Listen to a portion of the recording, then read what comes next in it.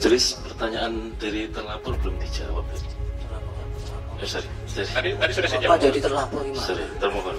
Sepanjang persidangan itu, gengs, tim hukum dari 02 itu selalu kena semprot mulai dari awal sampai akhir persidangan. Tapi perhatikan tidak tadi? Betul, saya itu satu kesatuan yang akan dinilai oleh hakim. Betul, hakim. Apa kamu bertanya yang lain? Baik, saya akan tanya yang lain. Baik.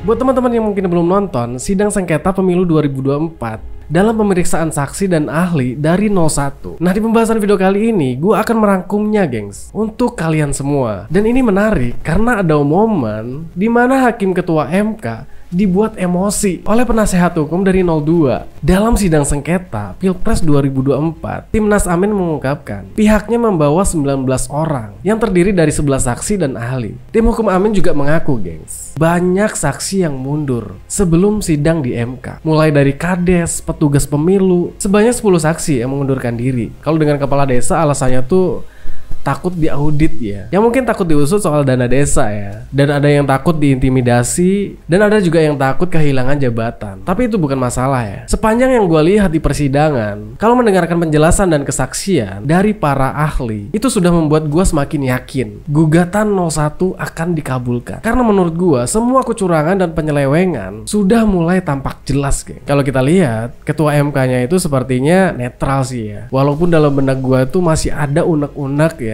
Ya takutnya sikap ketua MK yang kita lihat netral hanya untuk membuat kita tenang saja. Tapi semoga enggak sih ya. Insya Allah optimis ya. Angin perubahan sudah mulai datang karena tangan Jokowi tidak lagi bisa menjangkau MK, gengs. Oke, kita langsung aja lihat cuplikan-cuplikan drama persidangan di MK. Jadi, gengs, di video yang akan gue tampilkan ini adalah perdebatan panas antara pengacara 02 yaitu Hotman Paris dengan ahli 01. Dengan tuduhan Jokowi melakukan korupsi bisa dipakai oleh MK sebagai dasar membatalkan pemilu hanya karena keahlian beliau.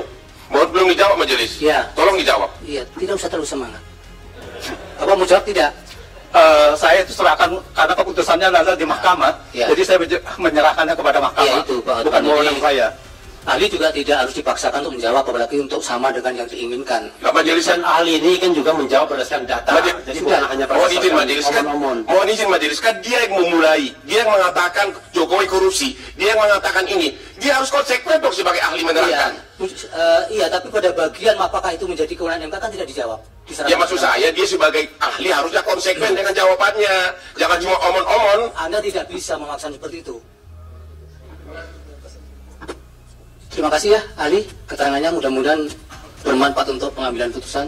Terima kasih. Akhirnya ketua MK merasakan juga ya berdebat dengan 02.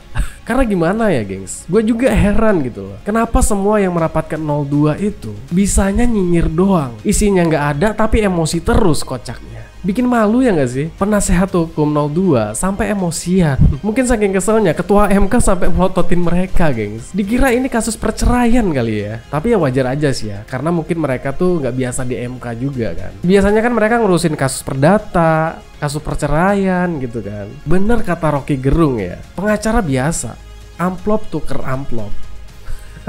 Saya nggak dengar pengacara yang kuat logikanya tuh. Pengacara besar yang cincinnya 7 di sini kalau beginian tuh. Tidak menyelesaikan perdebatan dengan argumen, tapi diselesaikan lewat transaksi under table.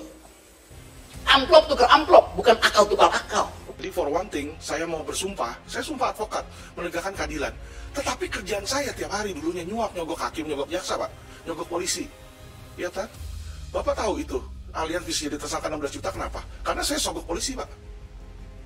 400 juta saya keluar, Pak, untuk menetapkan Allianz jadi tersangka.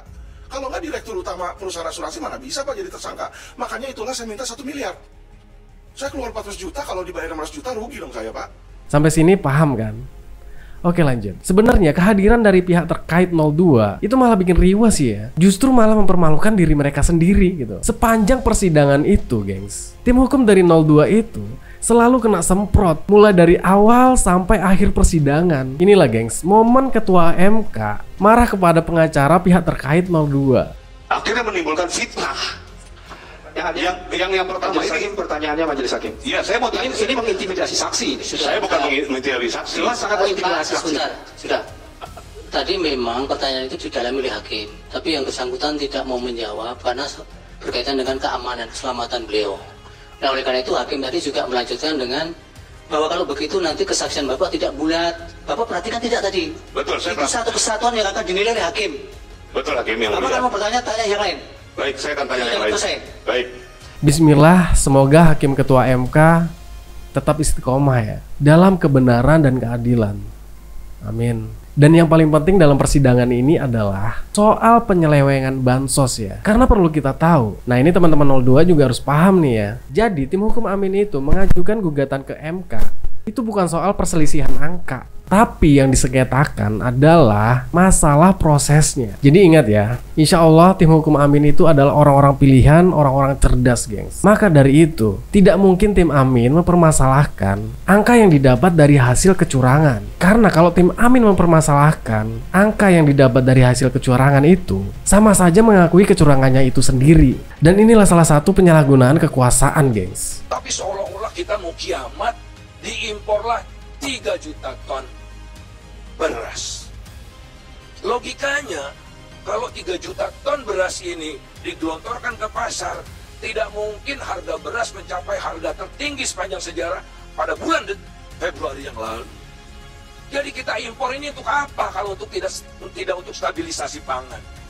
Tujuan impor kan karena pasokan di dalam negeri terbatas, sehingga pasokan terbatas sehingga harga naik.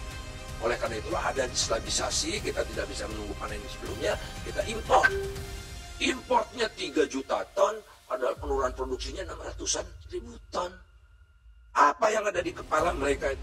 Oh, siapa tahu nanti 2 periode ya masih bisa nih ada stok buat bagi-bagi beras sampai putaran, maaf bukan periode, putaran. Sudah terbukti, Pilpres 2024 penuh kecurangan. Jelas ya gengs, pemerintah impor beras 3 juta ton ternyata hanya untuk bagi-bagi bansos menjelang Pilpres 2024 dan tujuannya untuk pemenangan 02. Inilah gengs alasan kenapa gua tuh selalu mengatakan kemiskinan dan kebodohan itu sengaja dipelihara di negara ini. Untuk apa? Untuk dijadikan alat oleh penguasa untuk terus melanggengkan kekuasaan. Itu. Sekarang gue seneng banget karena sudah dipertegas oleh ahli dari 01. Kemudian kalau yang bagi-bagi lempar seperti ngasih makan bebek, itu cuma ada di Indonesia, dilaksanakan oleh presiden sendiri. Betapa tidak beradabnya manusia Indonesia di mata Pak Jokowi. Udah biasa. Dan intensitasnya tahun ini luar biasa. Ini ngena banget gengs, keterangan dari ahli 01 ya, mengomentari soal bagi-bagi bantuan dengan cara melempar seperti memberi makan bebek oleh Jokowi. Betapa tidak bermartabatnya manusia di Indonesia di mata Jokowi. Ayo siapa yang jadi bebek kemarin? Ngaku. Kalau kita tanya ke pendukung 02, ini adalah etika yang baik katanya gengs. Oke lanjut gengs.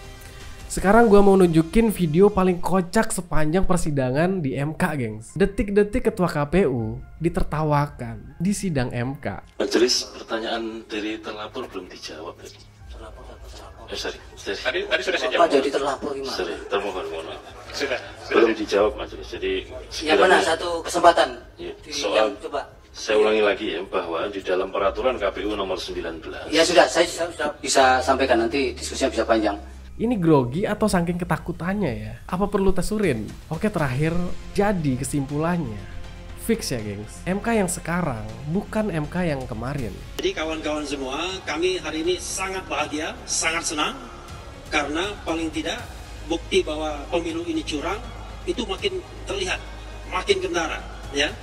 Kecurangannya bermacam-macam, mulai dari pencalonan Gibran, mulai dari soal bansos, soal IT dan lain sebagainya. Dan sesungguhnya tidak ada bantahan yang signifikan.